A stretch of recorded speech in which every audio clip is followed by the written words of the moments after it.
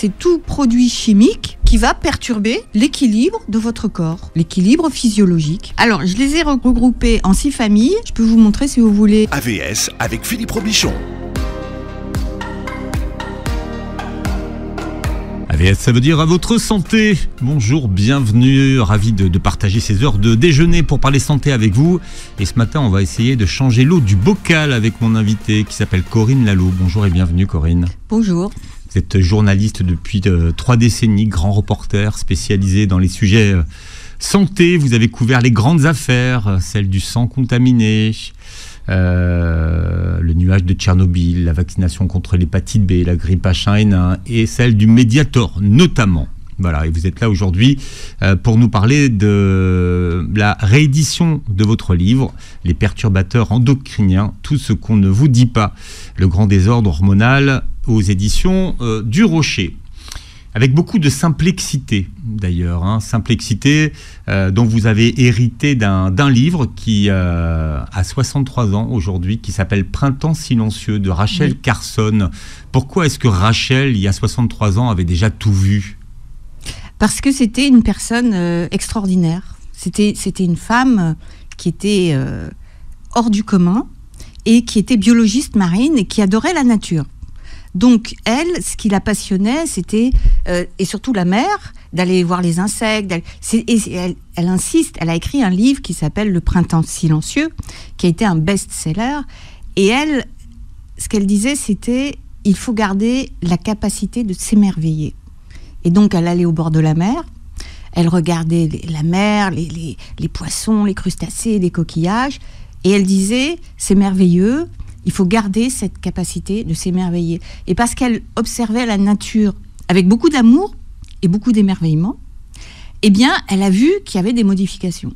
Et elle a vu, petit à petit, qu'il y avait certaines espèces d'oiseaux qui ne se reproduisaient plus, certaines espèces de coquillages, il y en avait moins. Et elle a vu que les animaux se comportaient différemment, elle regardait aussi beaucoup les poissons, les dauphins, tout ça. Et elle voyait que ça changeait, mais de façon imperceptible. On était dans les années 60. Et donc, elle a commencé à observer et à rechercher. Et c'est là qu'elle a commencé à faire des liens, c'est-à-dire qu'elle a utilisé son intelligence et son savoir. C'est l'époque du DDT. Et oui, et c'est là où... Alors, on va réexpliquer à tout le monde ce qu'était le DDT, même si il est interdit aujourd'hui, mais remplacé par des produits qui sont encore pire, des milliers de fois plus puissants que lui. C'était quoi le DDT ? Eh bien, le DDT, c'était un insecticide, en fait. C'était un pesticide, et qui avait été inventé un peu avant la guerre, et qui tuait les insectes. Donc, quand il y a eu la guerre, il y avait des poux, et donc tout ça, des puces, des insectes et des parasites. Et donc, ils bombardaient, ils aspergeaient tout le monde, en particulier les gens même qui sortaient des camps. Il y a des images terribles, on voit des personnes qui sont des squelettes ambulants, et tout ce qu'on leur fait, c'est qu'on les asperge de poudre de DDT, qui était un insecticide mortel. Alors, je ne sais pas si certains ont survécu à ce traitement. Déjà, avoir survécu au traitement de la Shoah, c'est quelque chose d'inouï. Et à l'arrivée, on les aspergeait de DDT. Et y compris, moi, je sais que quand j'étais gosse, j'étais dans des colonies de vacances, et je me souviens de certains étés où on nous aspergeait, les gosses, la tête avec de la poudre, qui était du DDT, et ils nous mettaient un foulard. Enfin, ça a l'air d'être le Moyen-Âge, mais quand même, j'ai connu ça. Et en fait, moi-même, j'en ai eu du DDT. Oui. Sauf que le DDT, ça ne disparaît pas. C'est persistant. C'est ce qu'on appelle les polluants éternels. Et vous prenez des personnes de mon âge, ou même des personnes plus âgées, de la génération de ma mère, encore, si vous faites des analyses de sang, vous allez trouver qu'il y a encore des molécules de DDT. Et on s'est aperçu que les jeunes filles, plus elles avaient de molécules de DDT, eh bien moins elles avaient de chances de procréer de façon naturelle. Et elle pose une question, par quel miracle les humains pourraient-ils échapper à cette contamination généralisée ? À l'époque, quand elle pose toutes ces questions, elle se fait traiter d'hystérique, d'incompétente, de sentimentaliste. Elle n'a pas eu le temps de voir, parce qu'elle est morte tout de suite après l'apparition de son livre. Oui. Alors elle, c'est un peu la fatalité, hein, mais... Elle est morte d'un cancer. Elle est morte d'un cancer du sein. Du sein, ouais. Alors qu'on sait parfaitement, maintenant, que ces produits chimiques provoquent des cancers du sein. Et elle devait le pressentir, et bien, en tout cas, elle avait cette sensibilité-là, et elle a écrit ce livre merveilleux qui s'appelle Le printemps silencieux. Et franchement, j'encourage tout le monde à l'acheter, il est en poche. Et pourquoi le printemps était silencieux ? Et elle raconte ça sous forme de conte au début, pour pas que ça ait l'air trop dramatique. Mais c'est simplement parce que, à un moment donné, passaient des avions au-dessus d'un village, de la poudre blanche tombait des nuages, en fait des avions. Et puis après, on n'entendait plus les oiseaux, on n'entendait plus rien, et la nature était devenue silencieuse. En fait, elle était morte. Alors il faut attendre 1991 et la conférence de Wingspread pour poser le concept de perturbateurs endocriniens. Donc là, il y a une vingtaine de scientifiques qui représentent 17 disciplines qui se réunissent pendant quelques jours. Et qu'est-ce qu'ils disent, ces scientifiques ? Eh bien justement, comme Rachel Carson, 30 ans plus tôt, avait écrit Le printemps silencieux, il y a certains scientifiques qui se sont dit, on va vérifier ça, puisque elle l'a observé, mais elle n'a pas fait les études pour voir si effectivement, du point de vue des nombres et des chiffres, effectivement, ça corroborait. Et ils l'ont fait. Pendant 30 ans, ils l'ont fait. Et c'est Theo Colborg, qui est une scientifique, qui l'a fait, qui a systématiquement pris toutes les espèces d'animaux, les baleines, tout, les oiseaux, les aigles, et qui a regardé comment la fertilité était perturbée, comment en fait même la reproduction était perturbée et comment les espèces disparaissaient. Bon, au bout d'un moment, elle a fait toutes ces études, elle a vu qu'effectivement tout était corroboré. Et elle a réuni tous ces scientifiques de spécialités différentes pour qu'ils réfléchissent ensemble. Et à l'issue de cette réflexion, ils ont lancé un appel. Et ils ont dit, quel est le point commun de tous ces phénomènes ? Eh bien, ce sont les perturbateurs hormonaux, donc des hormones. Et comme les hormones sont produites par des glandes qui s'appellent les glandes endocrines, donc ils ont appelé ça des perturbateurs endocriniens, c'est-à-dire des perturbateurs des hormones. Oui, vous êtes pas très d'accord avec l'expression. Vous dites que ça masque un peu la réalité du problème. Moi, c'est un peu l'impression que j'ai. Si vous dites, donc c'est pas facile d'ailleurs à utiliser déjà, à dire. Voilà. Moi, c'est une impression que j'ai. Je dis perturbateur endocrinien, c'est pas évident, puis c'est abstrait, et les gens peuvent pas se rendre, au premier abord. Ils font pas le lien avec les hormones, en fait. Voilà, ils font pas le lien. Donc, je dis, c'est plus simple de dire hormones, perturbateurs hormones ou hormonotoxiques. Parce qu'au moins, on sait que c'est les hormones. Bon, maintenant, c'est devenu de plus en plus connu, le mot est de plus en plus employé, donc c'est pour ça que le nouveau titre, ça s'appelle les perturbateurs endocriniens, mais tout ce qu'on ne vous dit pas. Parce qu'effectivement, le concept est de plus en plus connu. Bon, aujourd'hui, on considère que c'est quand même un problème majeur de santé publique, avec énormément d'articles scientifiques qui sont produits sur le sujet. C'est pas un sujet sous les radars, quand même. Mais il y a encore beaucoup de choses qu'on ne dit pas. Le sujet est documenté, il y a des consensus internationaux sur, effectivement, certains perturbateurs. Alors, vous revenez sur le rôle des hormones et sur un concept qu'on appelle l'homéostasie, concept inventé par Claude Bernard. Qu'est-ce que c'est que l'homéostasie ? Alors, l'homéostasie, c'est en fait, on fait de l'homéostasie tous les jours sans le savoir, comme Monsieur Jourdain qui faisait de la prose sans le savoir. Nous, on baigne dans l'homéostasie, c'est-à-dire que on n'existerait pas si on n'avait pas l'homéostasie. Et l'homéostasie, c'est quoi ? C'est tout simplement l'équilibre. L'équilibre du fonctionnement du corps, des cellules, de la physiologie. Le fait que, par exemple, la température du corps, c'est 37,2, voire 37,5, un peu plus, ça peut varier dans une fourchette assez étroite, mais c'est une donnée qui ne bouge pas. Il y a un thermostat. Voilà. C'est l'homéostasie. Et l'homéostasie, mais c'est bon pour, par exemple, la température, pour le taux de sucre dans le sang, pour le taux d'hormones que vous avez à chaque niveau des hormones, pour tout dans l'intestin, dans le cœur. Bon, le cœur, vous avez par exemple la tension. Il ne faut pas avoir trop de tension ni trop peu de tension. Donc l'homéostasie, c'est garder cet équilibre, ne pas être en hyper et ne pas être en hypo. Voilà, pas d'hypertension, pas d'hypotension. Et ça, c'est grâce aux hormones. Grâce aux hormones, parce que ce sont les hormones qui maintiennent cet équilibre. Parce qu'à chaque fois, le cerveau, alors il faut savoir que c'est en 3 étages, mais c'est le cerveau, chef d'orchestre. Le chef d'orchestre, c'est l'hypothalamus dans le cerveau. Son adjointe, c'est l'hypophyse. Donc il donne les consignes sous forme de neurohormones. Donc à l'hypophyse. Et l'hypophyse, après, distribue les consignes à toutes les glandes du corps. Voilà. Alors on peut après les regarder chacune. Mais tout ça vient du cerveau. Vous perturbez le cerveau, c'est comme un ordinateur, en fait. Vous perturbez le logiciel, vous n'avez plus de fonctionnement de l'ordinateur. En gros, il y a toujours une glande qui va sécréter une hormone. Voilà. Dans la région du corps concernée, on va dire. Exactement. Une hormone, c'est quoi? C'est un messager chimique. Une messagère, si on veut. C'est un messager. C'est un message qui va être transmis à une cellule.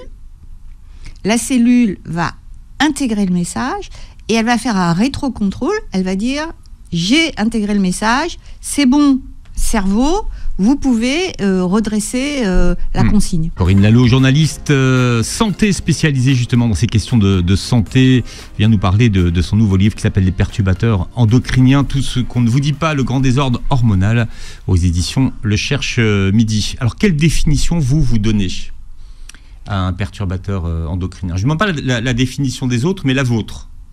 Mais la mienne, elle est très simple, la mienne. C'est tout produit chimique qui va perturber l'équilibre de votre corps, l'équilibre physiologique, tout simplement. C'est-à-dire qu'il va perturber l'homéostasie.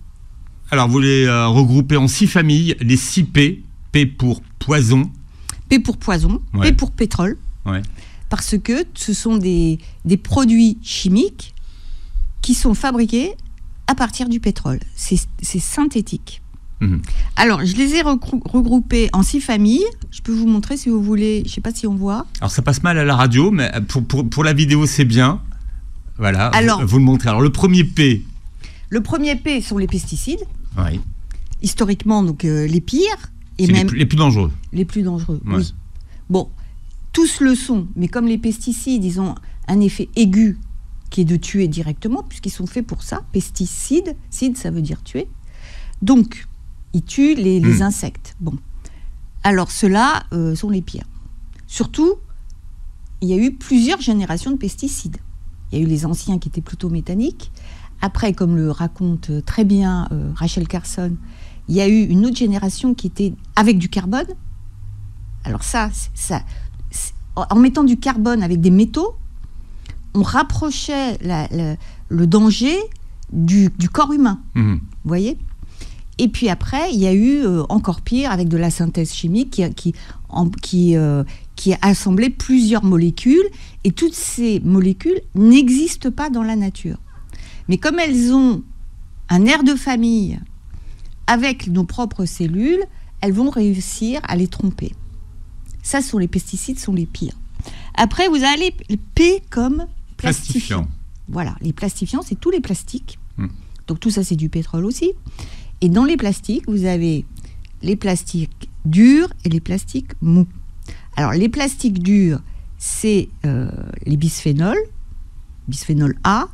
C'est dur, vous regardez, par exemple... C'est les biberons. Bon. Les biberons, mais vous avez aussi, par exemple, les lunettes. Et les lunettes, vous ne les mangez pas. Donc, c'est pas grave. Parce que ça relargue, vous voyez. Mais dans les biberons, si vous mettez du lait dans un biberon qui est en plastique dur, eh bien, ça va relarguer. Et c'est pas parce qu'il y aura écrit sans bisphénol A qu'il n'y aura pas un autre bisphénol tout aussi dangereux. Donc, aujourd'hui, c'est des bisphénols, mais c'est plus des A, en gros, qu'on utilise. Oui, ça peut être des B, des F, des S, tout ce qu'on veut. Donc, pour les biberons, le conseil, c'est évidemment des biberons en verre.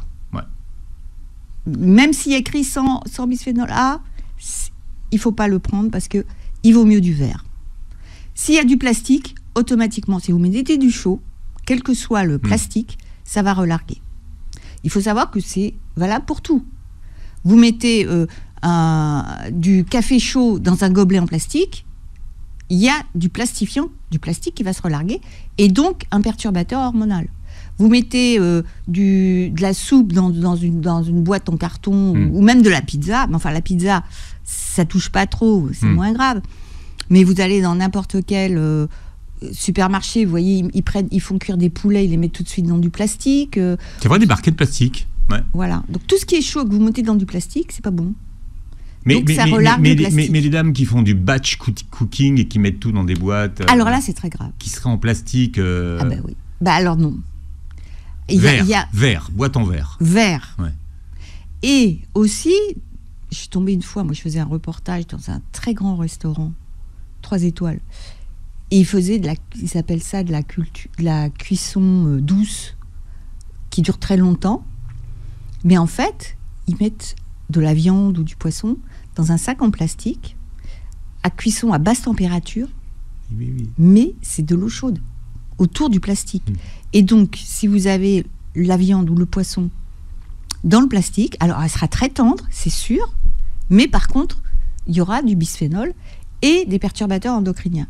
Donc, les gens très riches qui vont au restaurant 3 étoiles ne seront pas épargnés et ils ne le sauront même pas. Vous voyez ? Donc, si on continue, vous avez les plastiques mous. Alors, les plastiques mous, c'est par exemple si vous êtes à l'hôpital et que vous avez des perfusions. Des poches.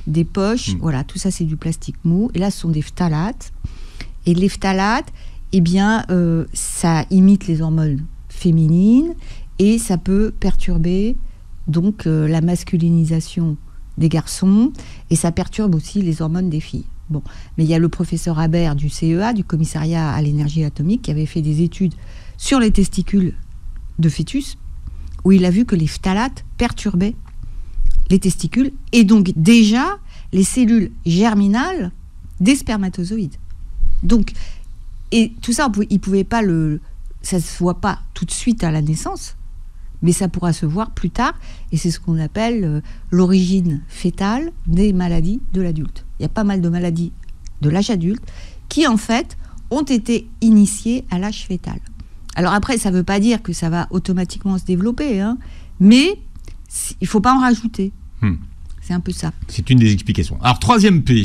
Alors, 3e P, qui n'est pas des moindres, c'est les perfluorés. Alors, on est toujours dans la cuisine, hein. Alors, les perfluorés, ce qu'on appelle aussi PFAS ou PFOS, et comme son nom l'indique, il y a du fluor sur un squelette de molécules chimiques. Et ce fluor va faire que ça va être anti-tache ou anti-adhésif. Donc, vous avez ça beaucoup dans le téflon. Toutes les poêles anti-adhésives en téflon sont en général en perfluoré. Et comme ça vieillit, ça part dans la nourriture et on l'avale. Et sur des années et des années, ça devient d'abord perturbateur endocrinien et cancérigène. Donc ça, c'est très embêtant. Donc, qu'est-ce qu'il faut faire ? Enfin, personnellement, moi, je ne prends pas de poêle anti-adhésive. Je prends des poêles en inox. Point barre. Et je ne prends pas non plus, parce que c'est très à la mode, tout ce qui est air fryer et compagnie. Vous voyez, Alors, mais vérifiez... C'est tout un débat. Alors, le air fryer, pourquoi il ne faut pas prendre le air fryer ? Ah non, je ne vais pas dire qu'il ne faut pas prendre de air fryer. Je vais dire qu'il faut vérifier que la cuve est en inox. D'accord. Voilà. Après, faites ce que vous voulez. Mais une cuve en inox. Voilà. Et anti-adhésif, et c'est aussi anti-tache. Tout ce qui est imperméable, vous voyez, anti-tache, parce que ça va glisser, comme dans la poêle. Eh bien, imperméable ou anti-tache, c'est pas que la cuisine. Hein. Non, là, les canapés, par exemple, étaient traités anti-tache. Voilà. Ouais. Anti-tache. Et ils sont toujours. Hein. Ils sont toujours, vous y allez. Les matelas, les canapés. Alors, les matelas, la bonne nouvelle, c'est que je suis allée la semaine dernière, donc c'est récent, et ils ont maintenant des matelas qui sont pas traités, en tout cas... perfluorés, j'espère que non, mais en tout cas, ils ne sont pas traités anti-acariens. Il faut savoir que chaque fois que vous achetez quelque chose d'anti-acarien, eh bien, ce sont des pesticides. Donc, petit à petit, ça va se relarguer et petit à petit, vous allez l'ingérer ou le respirer. Donc, ça, c'est les perfluorés, qu'on appelle PFAS, PFAS en anglais, PFOS. Et malheureusement, on en retrouve beaucoup dans l'eau, y compris l'eau de boisson. Et malheureusement encore, les autorités sanitaires ne sont pas... Quand vous dites l'eau de boisson, c'est les bouteilles en plastique ou c'est... C'est l'eau, y compris dans l'eau du robinet. Dans l'eau bouteille en plastique, c'est autre chose. On va trouver des microplastiques. Donc, c'est pas mieux. D'accord, mais c'est l'eau du robinet, d'accord. Dans l'eau du robinet, vous avez de certaines sources, de certaines prises d'eau, puisque c'est pris dans l'eau. En général, l'eau du robinet, elle vient des rivières et des nappes phréatiques. Et quand les nappes phréatiques sont contaminées et que les rivières sont contaminées, eh bien, il y a une bonne partie des polluants qui ne sont pas filtrés et qui se retrouvent dans l'eau de boisson. Et malheureusement, les autorités sanitaires, au lieu de prendre la mesure et l'importance de cette contamination, ont décidé de ne plus mesurer les principales molécules qui sont les principales molécules préoccupantes. Donc ça, c'est pas normal. Et donc vous avez des associations comme Génération Future qui à chaque fois font des analyses pour alerter. Et donc je recommande à tout le monde de se renseigner et d'aller voir ce genre d'association pour se renseigner, pour savoir où il y a des contaminations particulières. Le 4e P, Corinne Lalo. Alors le 4e P, c'est P comme polybromé. Alors, au lieu de mettre du fluor, on a mis du brome. Donc le brome, c'est pas génial non plus, mais c'est censé empêcher de brûler. Donc c'est anti-feu, en théorie. Mais en réalité, ça l'est pas tellement. Mais il y en a beaucoup, par exemple, dans les mousses de canapé, dans les rideaux, dans les tissus. Donc voilà, donc polybromé. Dans les ordis. Dans tout ce qui est électronique. Les ordis, tout ce qui est électronique, vous avez des polybromés. Et malheureusement, là aussi, ce sont les jeunes, les enfants, qui ont le plus de contamination. Parce qu'une fois, il y avait le WWF, du temps où ils faisaient vraiment de la défense de l'environnement. Ils ont beaucoup changé, comme beaucoup d'associations, malheureusement. À une époque, ils faisaient vraiment de la défense de l'environnement. Et ils avaient mesuré la contamination chimique sur 3 générations de personnes. Donc, par exemple, les grands-mères, les mères et les enfants. Et donc, chaque génération avait une contamination plus forte. Par exemple, les grands-mères avaient plus de DDT, les mères avaient plus d'autres choses. Et les enfants, eux, ils avaient plus de polybromés parce qu'ils étaient sans cesse avec des appareils électriques. Le 5e P, on va dans la salle de bain. Oui, alors là, c'est les parabènes. P comme parabènes. Ce sont des conservateurs. On met ça dans les crèmes, dans les produits cosmétiques pour conserver. Pourquoi pour conserver ? Ça tue les bactéries. Mais si ça tue les bactéries, c'est pas génial non plus pour les cellules. Parce que les bactéries, c'est des cellules quelque part. Et nous, on est des cellules. Eh bien, c'est aussi perturbateur endocrinien et cancérigène. Voilà, et on parle des perturbateurs endocriniens et tout ce qu'on ne vous dit pas sur ces perturbateurs et comment ils agissent sur votre santé avec Corinne Lalo qui publie justement un livre sur le sujet au Cherche Midi. On est en train de voir les 6 P, on en a vu 5. Oui. Et on était tellement impatients de connaître le 6e, Corinne. Le 6e P. Alors, le 6e P, donc on a vu pesticides, plastifiants, perfluorés, polybromés et parabènes. Et là, maintenant, on arrive à produits pharmaceutiques. Ce ne sont pas les moindres, parce que vous avez les médicaments et vous avez tous les additifs alimentaires qu'on retrouve dans l'alimentation, lorsque l'alimentation est ultra transformée. Et dans les médicaments, alors donc c'est très important parce que là on l'ingère, donc ça rentre directement dans le corps, tout ce qui est nourriture. Donc faire très attention quand on va acheter de la nourriture, faut regarder l'étiquette et éviter les E quelque chose, E120, E340, etc. Mais c'est paradoxal les médicaments qui sont censés nous soigner quand même.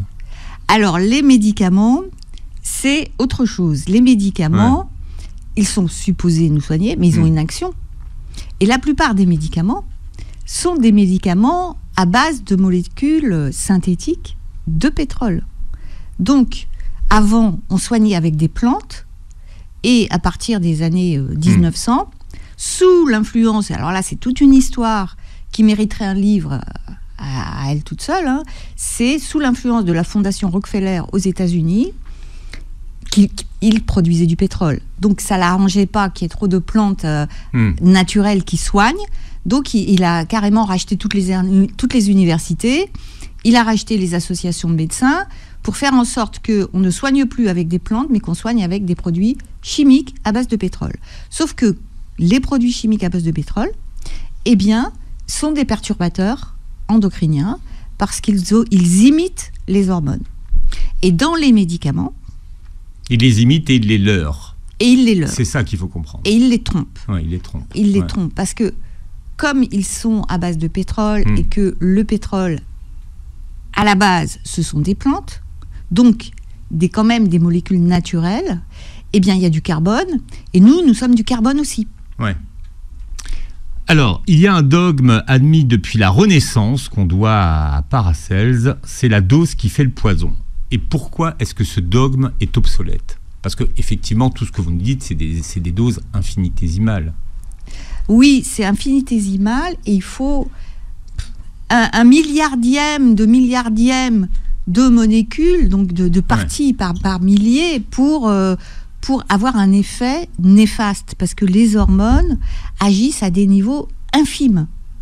Et ce sera pareil pour tous ces produits pharmaceutiques. Et donc, ce qui se passe, c'est qu'on pensait que la dose faisait le poison, mais maintenant, on sait maintenant qu'il y a des fenêtres de temps, par exemple, quand on est un fœtus, eh bien, vous pouvez avoir une dose moindre, mais qui va avoir un effet beaucoup plus grave, parce que ça va agir au moment où le fœtus se développe et au moment où le fœtus va diviser ses cellules pour former ses organes, et ces organes vont conditionner le fonctionnement de l'adulte. Vous dites qu'il faut que cette formule passe au filtre d'une triple correction, ce que vous appelez la courbe en U. Oui, c'est-à-dire que, en fait, vous pouvez avoir un effet d'une molécule chimique à petite dose, et puis à haute dose, vous n'en avez plus d'effet, et puis quand ça redescend, vous avez de nouveau de l'effet. Donc c'est pas automatiquement linéaire. Voilà. Il y a ce qu'on appelle l'effet cocktail. Voilà, parce que et alors l'effet cocktail, c'est encore autre chose. L'effet cocktail, c'est quand vous avez plusieurs molécules, plusieurs produits chimiques. Un produit chimique va avoir un effet, un autre produit chimique va avoir un effet. Quelquefois, ils ne vont pas avoir d'effet séparément, mais s'ils sont l'un et l'autre dans le même environnement, ils vont se combiner et ils vont faire comme une clé et ils vont ouvrir les serrures des cellules. Simplement parce qu'ils auront été ensemble. Ça, c'est l'effet cocktail. Et ça, il y a une équipe de Montpellier qui l'a montré. Et même quelquefois, avec trois molécules différentes chimiques, eh bien, si elles se collent les unes aux autres, eh bien, elles peuvent à ce moment-là ouvrir la clé du coffre. Alors, comment ils fonctionnent, ces perturbateurs, sur les cellules et sur les hormones ? Vous dites que ça fonctionne un peu comme de la glu. Oui, alors ce qui se passe, c'est que les hormones sont vous voyez, les hormones, vous avez à la fois des hormones, ça descend du cerveau, des hormones protéiniques et des hormones lipidiques. Si vous avez des hormones, par exemple, de la thyroïde, sont des hormones protéiniques. Et les hormones lipidiques vont aller plutôt sur les organes reproducteurs que sont les gonades. Donc les gonades des femmes sont les ovaires et les gonades des hommes sont les testicules. Voilà. Et ces gonades, ces cellules, elles intègrent les hormones qui sont à base de gras, donc de lipides. Donc quand les hormones sont à base de gras et de lipides, elles vont carrément rentrer dans la cellule parce que la cellule, l'enveloppe est en lipides. Et si il s'agit d'une hormone de protéines, à ce moment-là, elle va se fixer à la surface, à un récepteur, et le récepteur va reconnaître ou pas l'hormone. Mais si vous mettez un produit chimique qui se fixe à la place de l'hormone sur le récepteur, eh ben, il va boucher la serrure. C'est comme si vous mettiez du chewing-gum dans une serrure. Mais l'organisme se défend. Il y a ce qu'on appelle les éboueurs.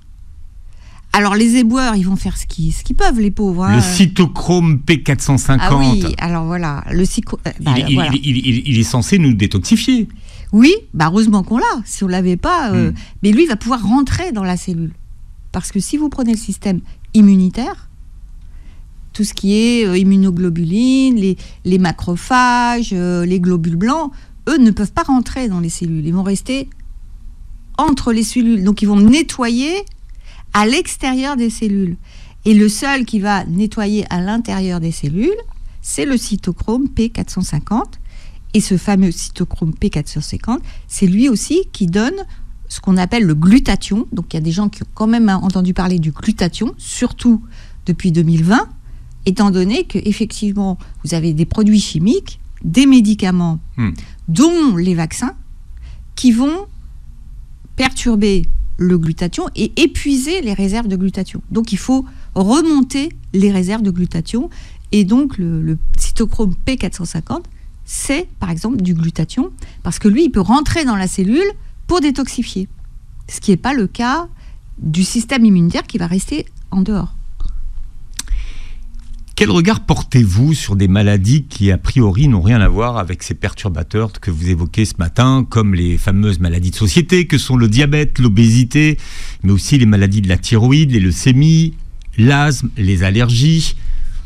Eh bien, écoutez, toutes ces maladies sont reliées, en fait, à la perturbation de l'homéostasie, on l'a dit au début de l'émission, c'est-à-dire que l'équilibre de la physiologie même de votre organisme va être perturbée et ça va se retrouver à certains niveaux.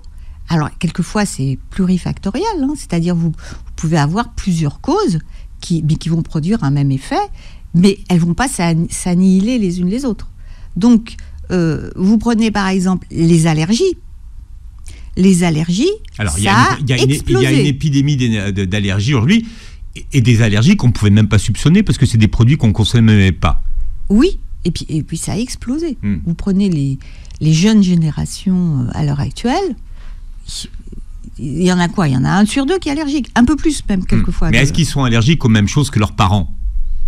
Mais les parents étaient moins allergiques déjà. Ils étaient pas aussi allergiques. Vous prenez les gens d'une certaine génération, quelqu'un qui était allergique, c'était 1 par classe, à la limite. Mais maintenant, c'est beaucoup plus, c'est presque la moitié. Vous prenez la moitié des jeunes, quelquefois, ils sont allergiques. Pourquoi ils sont allergiques ? Parce que leur système immunitaire a été perturbé, détruit. Et souvent, et là, il y a des études qui le montrent, par des vaccins déjà au départ, des vaccins toxiques, et certains vaccins qui n'ont pas été bien étudiés et qui ont des effets secondaires. Malheureusement, il y a une inflation vaccinale. Vous prenez la génération des parents, de nos parents, ils n'étaient pas vaccinés à la naissance comme le sont les jeunes actuellement. Et les jeunes, il y a une loi en 2018 qu'on doit à M. Macron qui a fait passer les vaccins obligatoires de 3 à 11 d'un coup, et maintenant ils veulent en mettre 12 avec je crois, le coronavirus, il me semble. Et donc ça, c'est automatiquement perturbant pour le système hormonal et pour le système qui vous défend, c'est votre système immunitaire. Et tout ça est lié, et il y a des études qui le montrent. Alors, on parle d'une nouvelle science aujourd'hui, l'épigénétique. Shkoun, l'épigénétique, et qu'est-ce que ça explique ? Alors, l'épigénétique, ça a l'air compliqué comme mot. Très peu de gens savent ce que c'est, mais c'est pas compliqué, en fait, l'épigénétique. On connaît tous la génétique, c'est-à-dire que ce sont vos gènes qui vont décider, vous avez les yeux bleus, si vous avez les cheveux blonds, bon, tout ça, comment vous allez manger, comment vous allez vivre, tout ça sont vos gènes. Bon. Mais les gènes, ils décident pas tout. Et selon l'environnement dans lequel ils se trouvent, ils vont être allumés ou éteints. Donc vous pouvez avoir un gène qui est intact, mais si vous lui mettez un environnement perturbant, il va pas être allumé simplement. Vous voyez ? Il va être éteint. Donc il va pas être actif. Donc c'est l'impact de l'environnement sur nos gènes. Exactement. C'est ça. Exactement. Donc quand on parle d'une maladie génétique, il faut faire attention. Quelquefois, ça peut être une maladie simplement qui a éteint un gène, et c'est donc l'environnement qui a perturbé le gène et l'expression du gène. Et c'est ça, l'épigénétique. Qu'est-ce qu'on fait pour l'eau du robinet ? Ah oui, alors là, l'eau du robinet... Parce que là, je revenais à ce que vous disiez tout à l'heure, qui se retrouve dans l'eau. Comment on fait alors ? Comment on fait pour la filtrer, la débarrasser de tous les perturbateurs qui pourraient être dans cette eau ? On peut pas... Vous faites comment ? Honnêtement, moi, je peux dire ce que je fais. Oui. C'est que j'ai pris un double filtre qui s'appelle, je peux donner le nom, ça s'appelle Doulton, parce que je ne touche pas d'argent, donc je peux le dire. C'est des cartouches de céramique que vous mettez sous votre évier, et il y a un petit robinet qui est au-dessus de l'évier, ce qui fait que moi j'ai 2 robinets en fait. J'ai le robinet d'eau normal, et en bas, en dessous l'évier, ça va dans les cartouches de filtre, donc il y a un double filtrage. On peut mettre 3 cartouches si on veut, ça fait un triple filtrage, et là tout ce qui est l'eau de boisson et l'eau de cuisine, je le prends dans le petit robinet. Voilà ce que je fais. Maintenant, évidemment que ça ne va pas tout enlever non plus, mais ça va limiter. L'eau des médicaments qu'on prend aussi se retrouve dans les eaux. Alors, évidemment que, par exemple, même les femmes qui prennent la pilule. Les femmes qui prennent la pilule. Il faut savoir que la pilule est une hormone féminine, synthétique, mais qui va se retrouver dans l'urine. L'urine va se trouver dans les eaux qui vont aller à la station d'épuration. La station d'épuration va épurer ce qu'elle peut, mais elle ne pourra pas tout épurer. Et beaucoup de molécules d'hormones féminines vont se retrouver dans l'eau. Et en aval, il va y avoir une autre station qui va, elle, prendre l'eau pour la distribuer dans l'eau de boisson. Et vous allez vous retrouver avec l'eau du robinet, avec des hormones féminines de la ville qu'il y avait en amont de là où vous étiez. Alors j'ai appris dans votre livre d'ailleurs que depuis 1998, les contraceptifs oraux féminins sont classés cancérigènes du groupe 1. C'est incroyable. Oui, il y a peu de gens qui le savent, et y compris... Alors moi, j'en avais... Alors, c'est classé par le CIRC, le Centre international de recherche sur le cancer, qui est basé à Lyon. Et le groupe 1, c'est le groupe le pire. Hein. Oui, c'est cancérigène, certain. Et donc, l'OMS, c'est un organisme qui dépend de l'OMS. Hein. Il y a beaucoup à dire pour l'OMS, mais en tout cas, là, le CIRC, ils font leur travail, et en tout cas, ils l'ont fait en 98. Ils ont classé cancérigène les pilules contraceptives. Donc, quand on donne une pilule contraceptive à une jeune fille, eh bien, en général, on ne lui dit pas « je suis en train de vous prescrire quelque chose de cancérigène ». Corinne Lalo, alors c'est passionnant, votre livre s'appelle « Les perturbateurs endocriniens à l'orée de toutes les nouvelles études scientifiques, tout ce qu'on ne vous dit pas, le grand désordre hormonal » aux éditions Le Cherche Midi. Vous réécoutez l'émission en podcast sur beurrefm.net et sur les plateformes qui reprennent l'émission, et vous verrez cette vidéo sur notre chaîne YouTube. Merci d'avoir été avec nous. Merci à vous. Et passez une très belle journée santé sur Beurre FM.